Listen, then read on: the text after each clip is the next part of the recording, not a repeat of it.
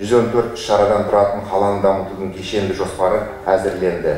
Ол 4 негізгі блокқа бөлінген. Экономиканың нақты секторы, халықты жұмыспен қамту, қаланың әлеуметтік және инженерлік инфрақұрылымын қолдау, экологиялық проблемаларды шешу. Іс-шараларды іске асыру 938,8 миллиард теңгеге бағаланады. Жеке инвестициялардың үлесі 89,5%, яғни бюджеттік 1 теңгеге 9 теңге жеке инвестициялар тартылады. Жалпы жергілікті және республикалық бюджет 98,2 миллиард теңге. Кешенді жоспардың негізгі мақсаты көмірге сұранысты азаю жағдайында қала экономикасын жан-жақты әртараптандыру. Жалпы кешенді жоспардың аталған және басқа да шараларын жүзеге асырудың күтілетін басты нәтижелері: негізгі капиталға салынатын инвестициялар 2025 жылға 737 миллиард теңгеге құрайды. Өнеркәсіп өндірісінің көлемін 1 триллион теңгеден астам деңгейінде, мемлекеттік қолдау шаралары арқылы шағын және орта бизнес субъекттерінің саны 10 мыңға дейін жетеді.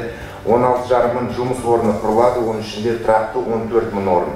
Орта айлық еңбекақы 321 мың теңгеге дейін өседі. Қала экономикасын отын энергетика кешеніне тәуелділігін 12,1%-ға төмендету. Осылайша тартылатын инвестициялар және бөлінетін қаржы Екібастұз қаласының экономикасын жан-жақты әртараптандыруға және Павлодар өңірінің ғана емес, жалпы еліміздің әлеуметтік экономикалық дамуына оң динамика береді деп сенемін. Екібастұз Павлодар облысында ғана емес, бүкіл еліміздегі индустриал және энергетик орталық болып табылады. Бұл құжатты мақұлдаймыз. Ұлттық экономика министрлігі және Павлодар облысының әкімдігі мүдделі мемлекеттік органдарын бірге жоспарлы іс-шаралардың уақытылы орындалуын қамтамасыз етсін.